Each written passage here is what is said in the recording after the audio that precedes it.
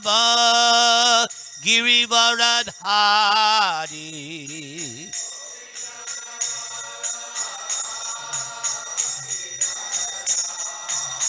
Jasoda Nandana Braja Jana Ranjana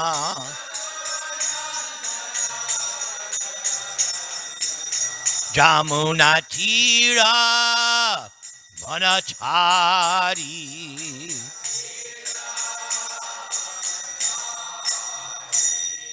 Jam Vishnupad Paramangsa Paribrajagacharya Astotra Sattasi Simad His Divine Grace A.C. Bhaktivedanta Swami Srila Prabhupada Ki Jai Ananta Koti Vaishnavrini Ki Jai Namacharya Haridas Thakur Ki Jai Prem Se Kaho Sri Krishna Chaitanya Prabhu Nityananda Sri Advaita Gadadhar Srivasari Gaura Bhakta Vrindi Ki Jai Sri Radha Krishna Gopinath Syama Kunda Radha Kunda Giri Govardhana Ki Jai Vrindavan Dham Ki Jai Navadvip Dham Ki Jai Bhakti Devi Ki Jai Tulsi Maharani Ki Jai Yamuna Devi Ki Jai Ganga Devi Ki Jai Samaveta Bhakta Vrindi Ki Jai Gaur Premanande. All glories to the Asamo devotees. All glories to the Asamo devotees. All glories to the Asamo devotees. All glories to Sri Sri Guru and Gauranga. Nama Om Vishnu Padaya Krishna Preshtaya Bhutale Srimate Bhakti Vedanta Swamin Iti Namane Namaste Saraswati Deve Gauravani Pracharane Nirvishesha Shunyavadi Paschatya Deshatarane. We are here in New Dwarka. We are listening and speaking on the Srimad Bhagavatam, first canto, second chapter, Divinity and Divine Service, text number 22. Om Namo Bhagavate Vasudevaya. Om Namo Bhagavate Vasudevaya. Om Namo Bhagavate Vasudevaya. Ato Vai Kavayo Nityang Bhakting Paramaya Muda Vasudeve Bhagavati Kurvanti Atma Prasadanim Atovai Kavayo Nityang Bhakting Paramaya Muda Vasudeve Bhagavati Kurvantyatma Prasadanim. Please chant.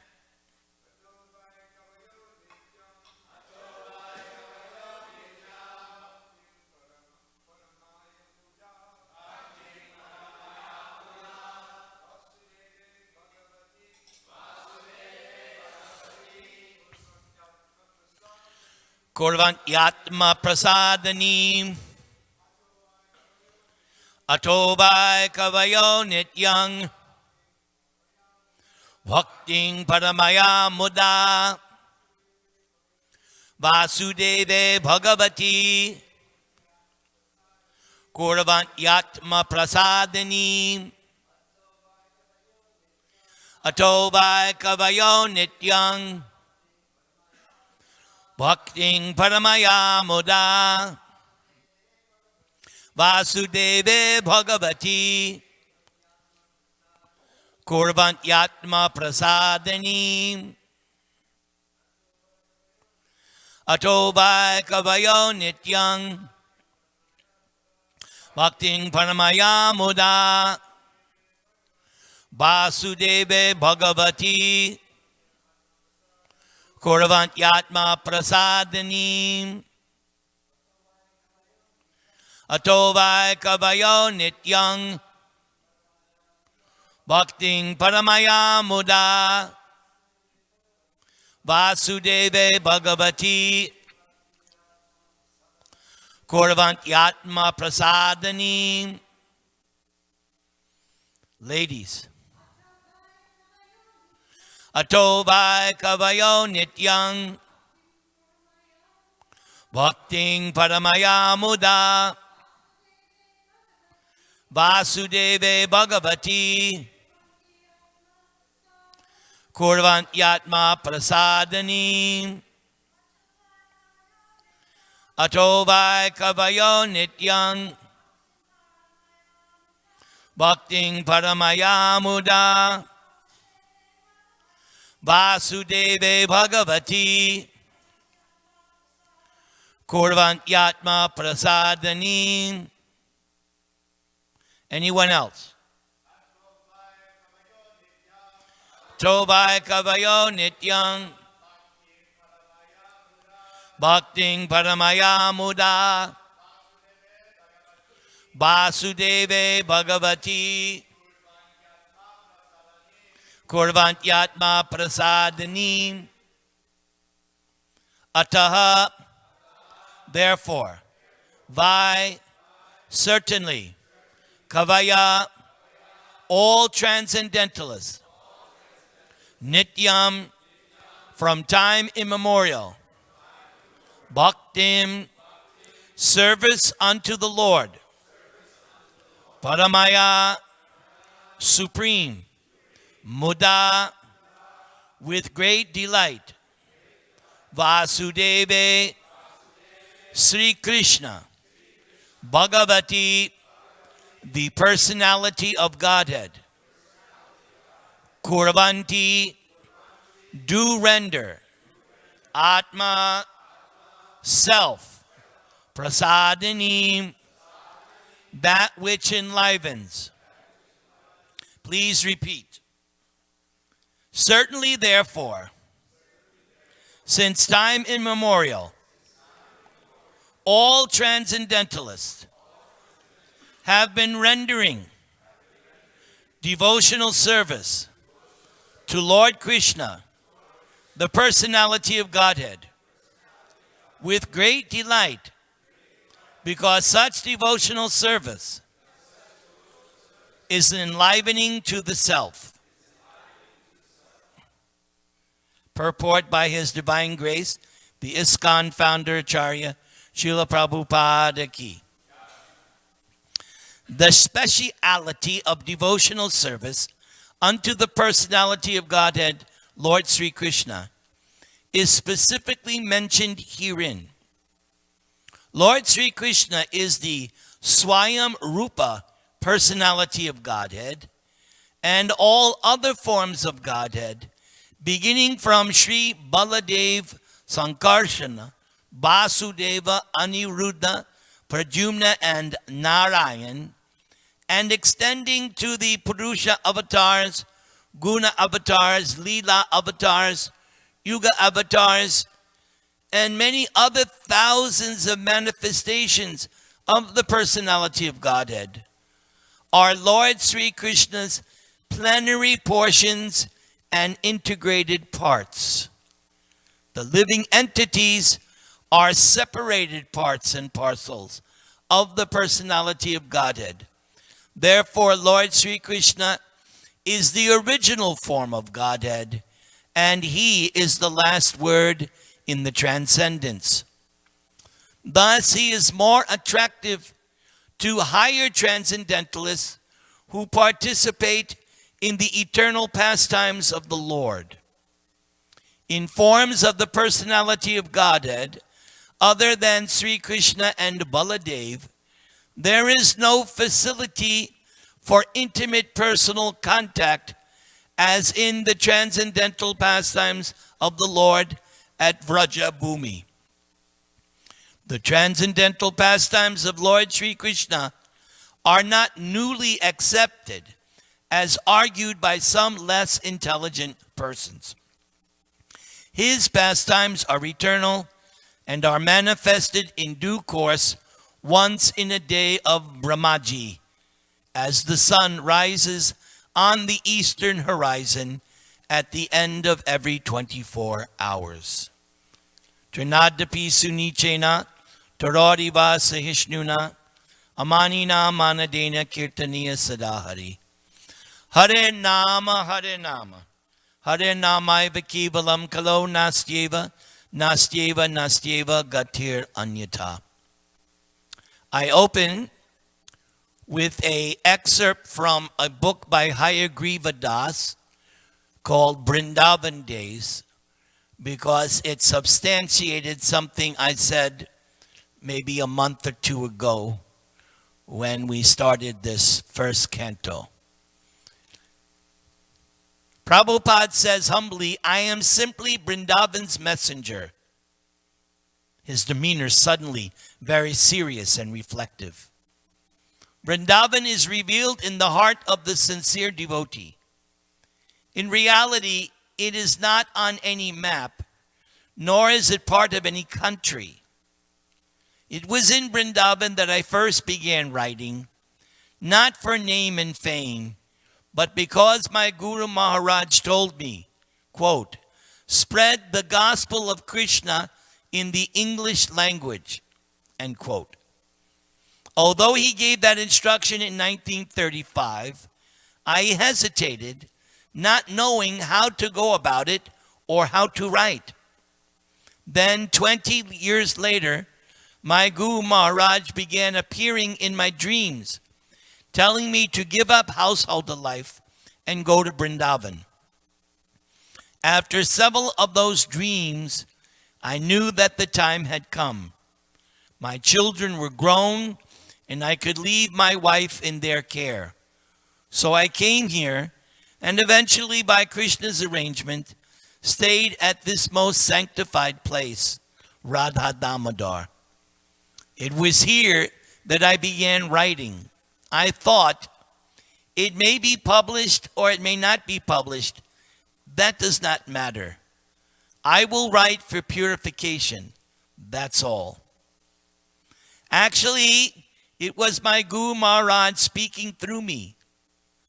But I was not very expert at writing as he was. Oh, he was a most erudite man, most refined and expert, a gentleman, a Vaikuntha man. Because I had never written before, there were so many grammatical discrepancies. Yet I had to write. The subject matter was so important, so urgent. Now here comes the line. So I wrote those first 3 volumes of Srimad Bhagavatam, the first canto. All of our philosophy, everything you need to know is in those first 3 volumes.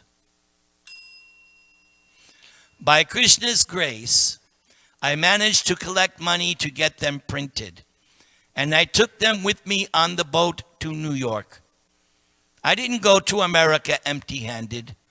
I went with the complete philosophy of Chaitanya Mahaprabhu, written in these rooms, inspired by the Goswamis.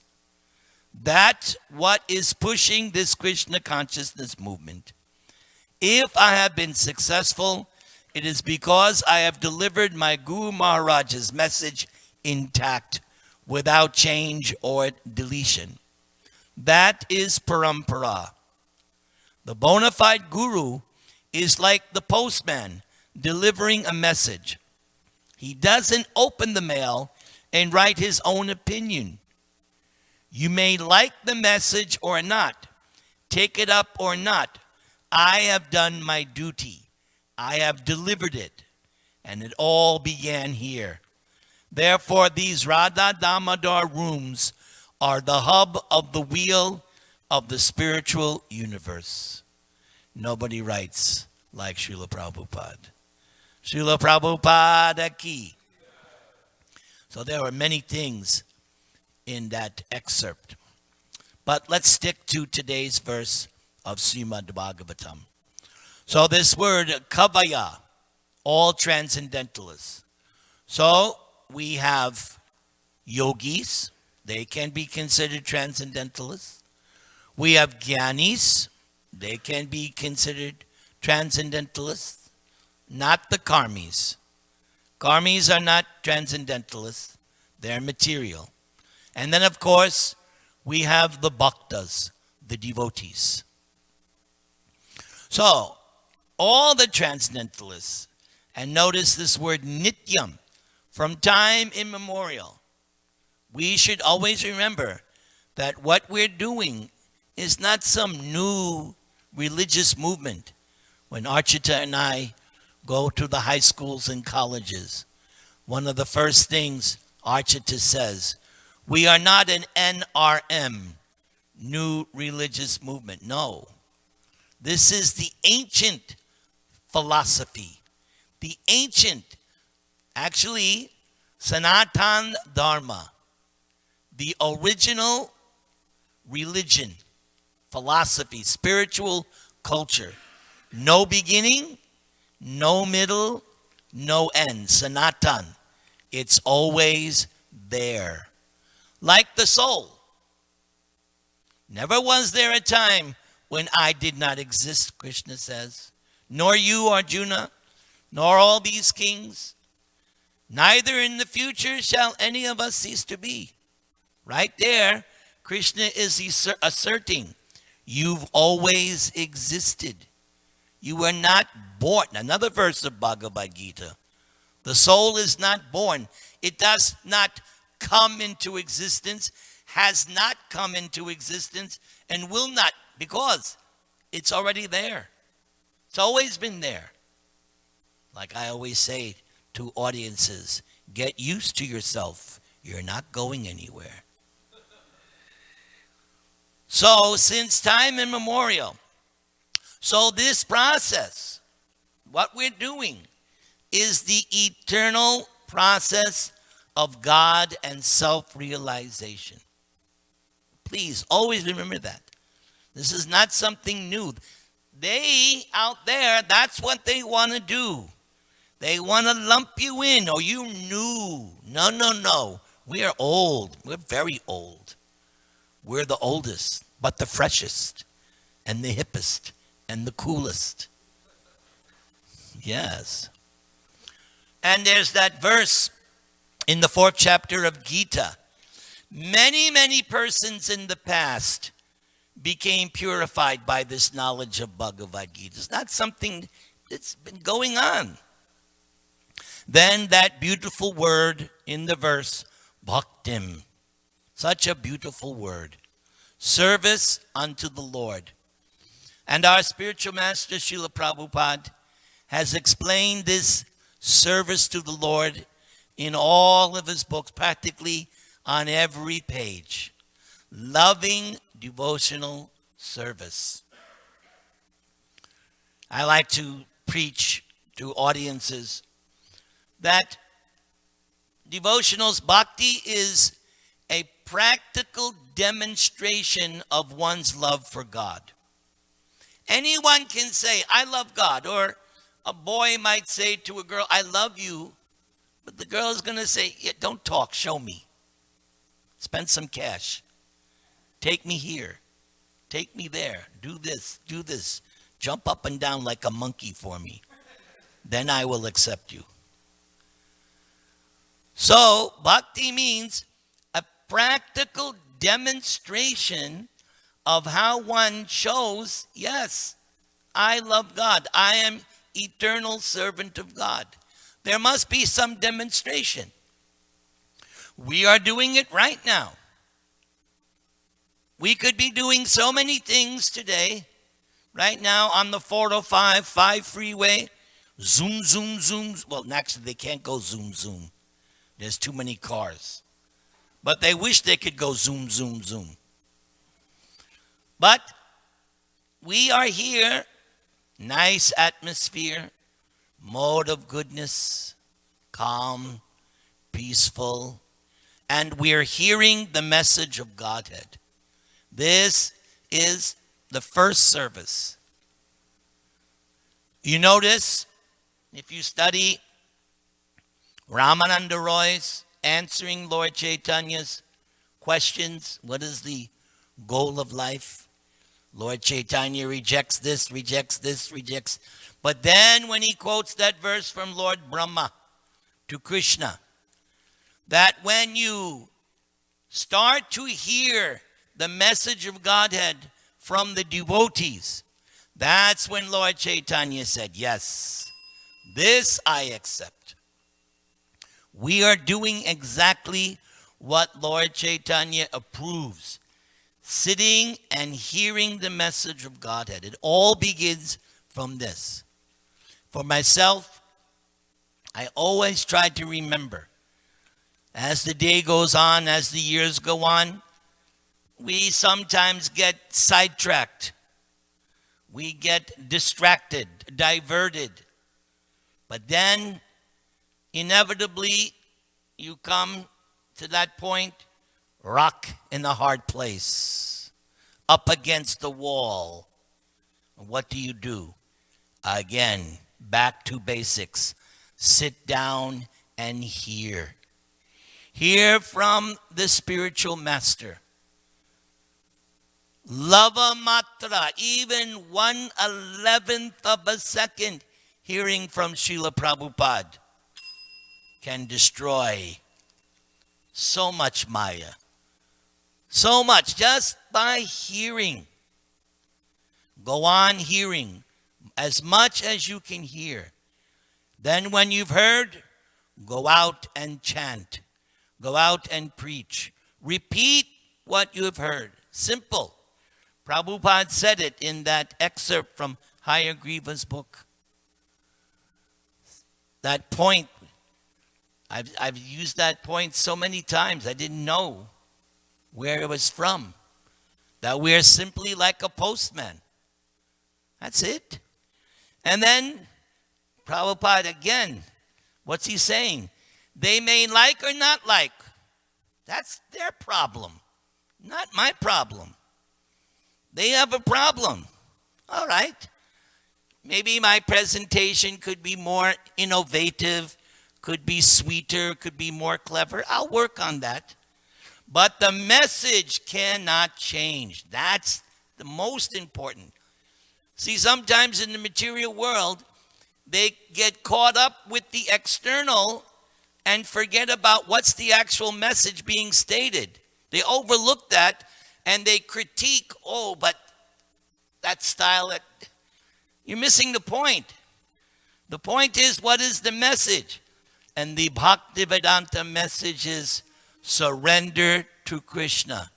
Chant Hare Krishna, Hare Krishna, Hare Krishna, Krishna Krishna, Hare Hare, Hare Rama, Rama Rama, Hare. There's this word, muda, with great delight.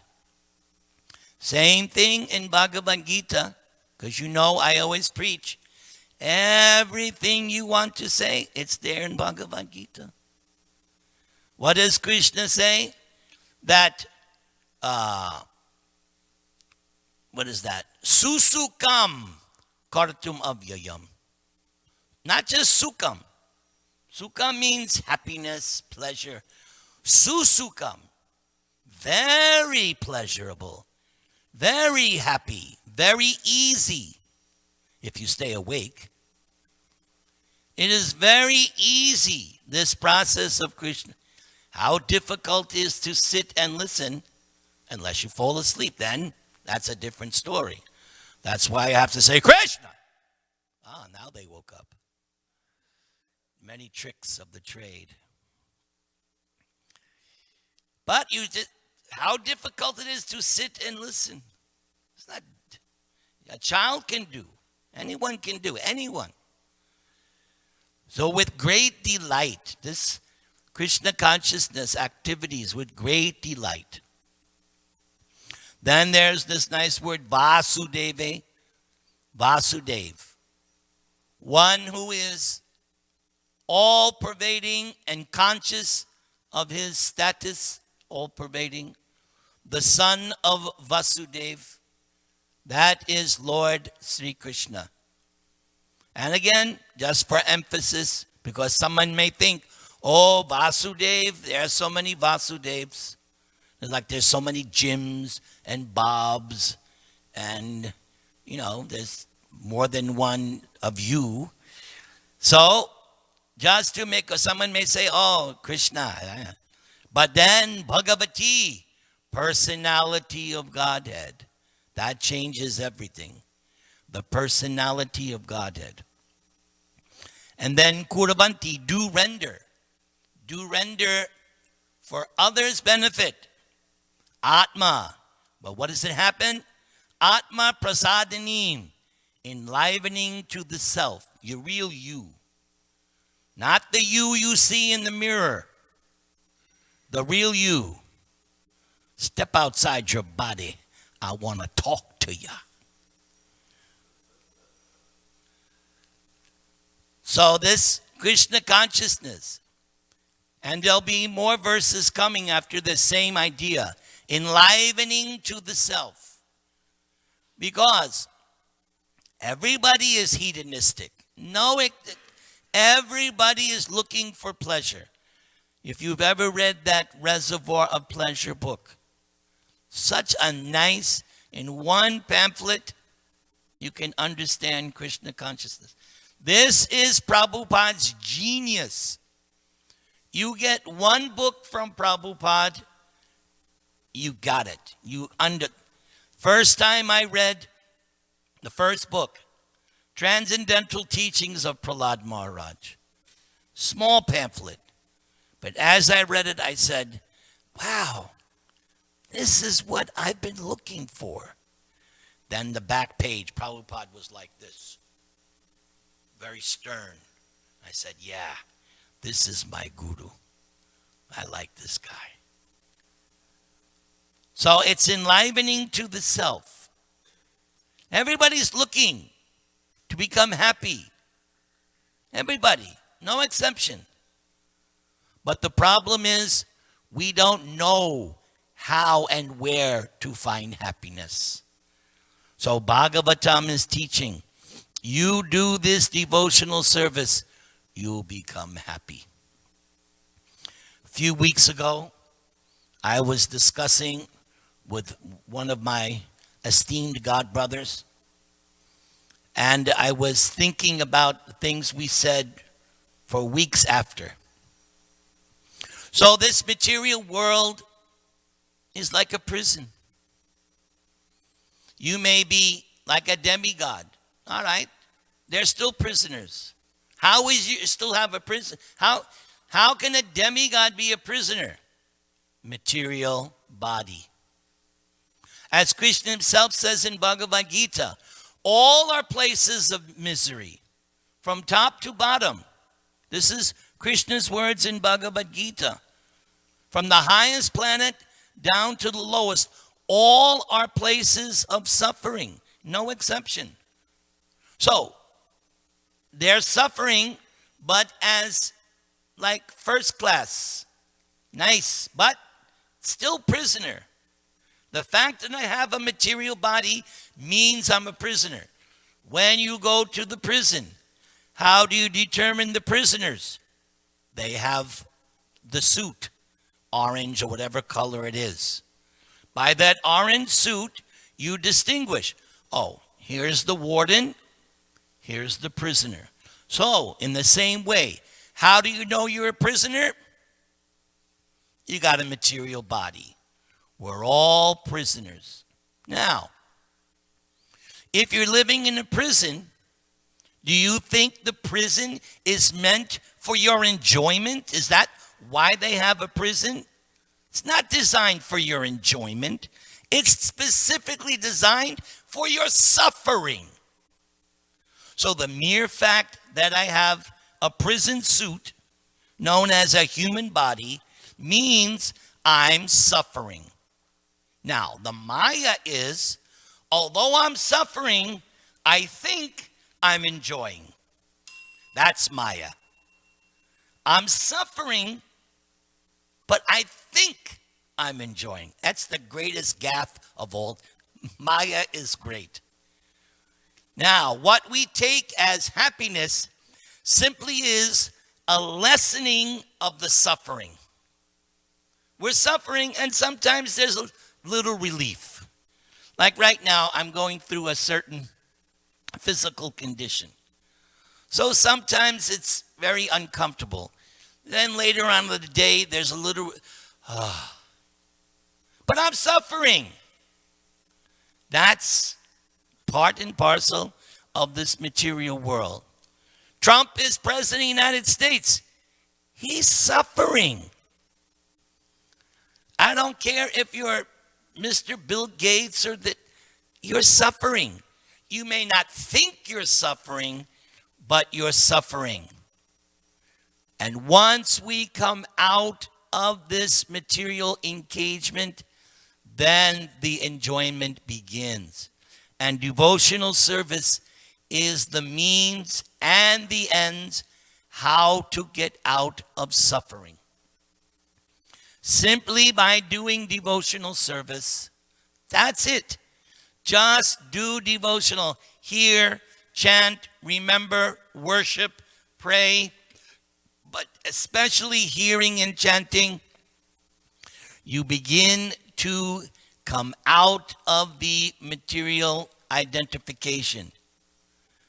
And as Prabhupada used to say, chant 16 rounds. Follow the 4 regulative principles, and you will go back home, back to Godhead in this lifetime. Going back home, back to Godhead means no more prisoner, no more material body. So therefore, chant Hare Krishna. Hare Krishna, Hare Krishna, Krishna Krishna, Hare Hare, Hare Rama, Rama Rama. Let's have some discussion. Brigupati Dasa. Wait for the...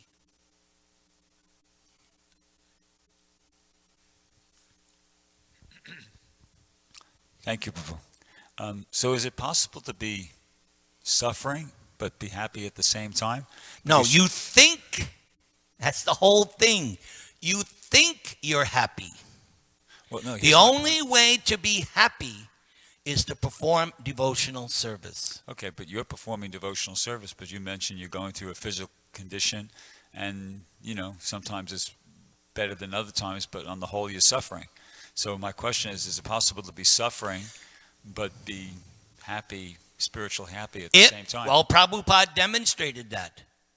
Prabhupada demonstrated how to transcend the bodily condition. On his deathbed, what did the doctor say? That this man is undergoing excruciating pain, but we didn't see Prabhupada crying like a baby because he was transcendental. Okay. So yes, if you're a devotee, and to the degree that you have performed devotional service and have learned the art of transcending the body, yes. So you just said Prabhupada was experiencing excruciating pain on the material level, but was he simultaneously experiencing transcendental ecstasy? Of course. You can't fake it. You can't fake it. It's not possible. You're either transcendental or you're not. You can't fake it. That's what makes this Krishna consciousness so scary in a sense, because it's real. And we get tested. And every day you realize for yourself, Pratyakshabagamam dharmyam. You realize where you're at in devotional service. You see it every day. How attracted are you to the opposite sex? There's your test right there. If you've come to the point where you're not so much attracted to the opposite sex, you've made some progress, because you can't fake it. No way. So this Krishna consciousness is the real thing.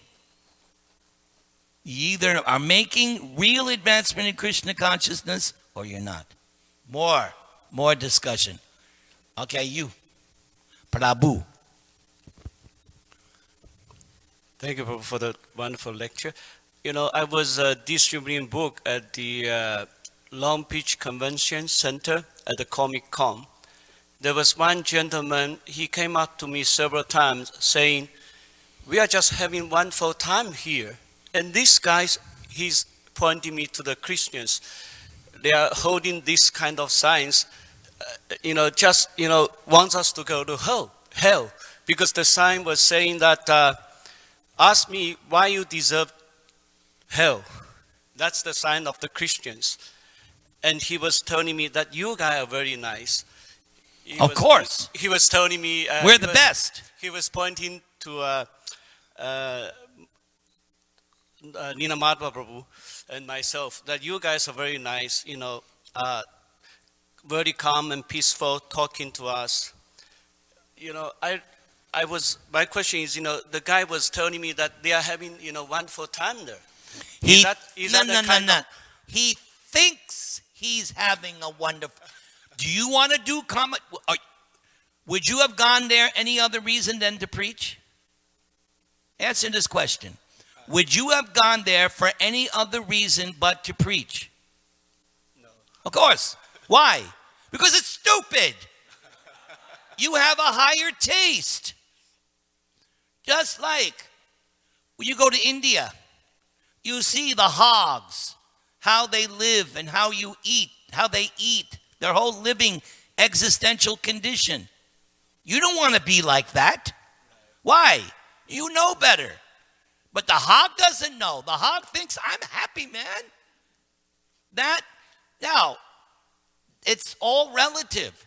Just as we would never even dream, in my next life, I want to be a hog. Yeah, I want a hog. Right? Unless you're completely crazy.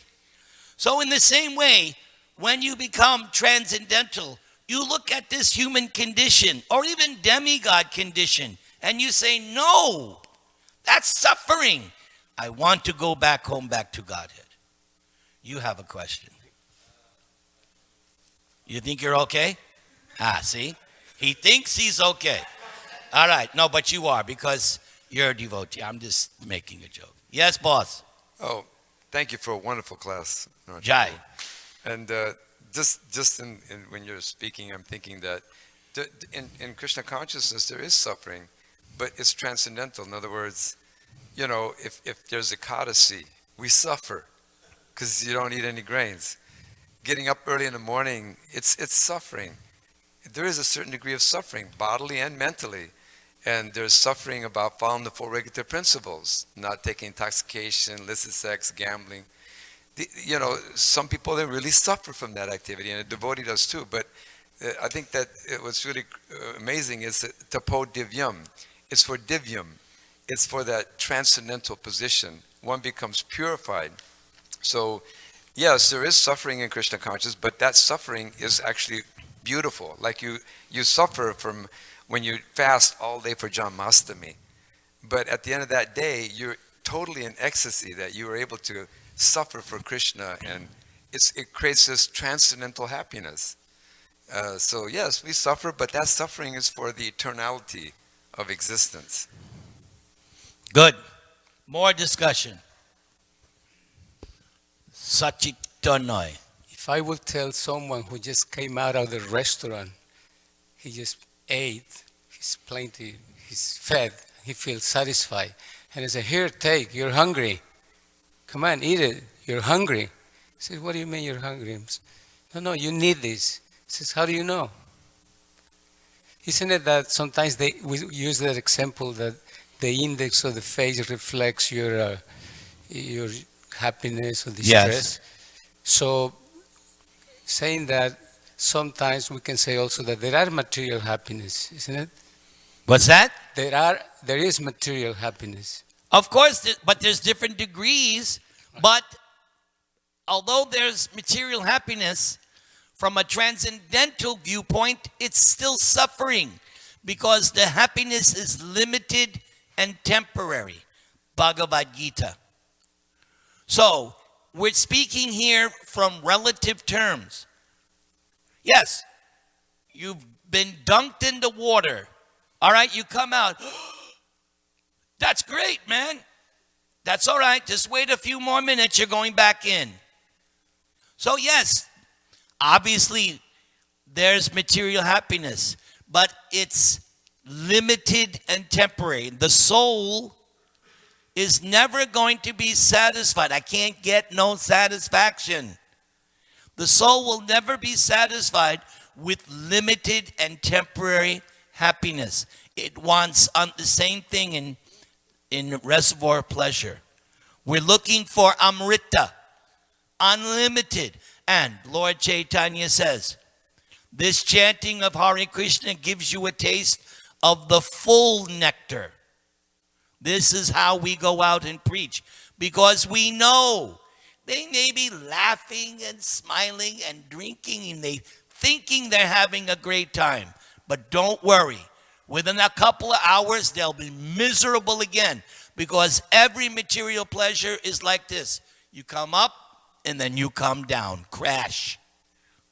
What do they do now with that crash period? Hopefully, they'll read the book that you gave them. Otherwise, it's just an endless cycle. Endless cycle. Up and down. Up and down. Happy, sad. Happy, sad. Happy. That's why we got out. That's why we surrendered to Krishna. Because each and every one of us realized, I'm tired of this merry-go-round. I'm sick of it. There must be, in my case, there must be something more. Is that all there is? Is that all there is? There's one song, famous song in the 70s. The conclusion of the song, it was actually Vedic truth. That material life is relative, happiness is relative. And the conclusion was, I might as well commit suicide. That was actually the conclusion of the song, because material life was simply up and down, up and down, up and down. It's an illusion. But that's not our conclusion. Our conclusion is, yes, there is real happiness. There is eternal happiness. But it's not to be found here in LA. It's found at the lotus feet of Sri Sri Rukmini Dwarkadish in Govindas and in chanting the Hare Krishna mantra. Hare Krishna, Hare Krishna, Krishna Krishna, Hare Hare, Hare Rama, Hare Rama. All right, we're over time. Thank you very much. Have a great day in Krishna consciousness. Haribol.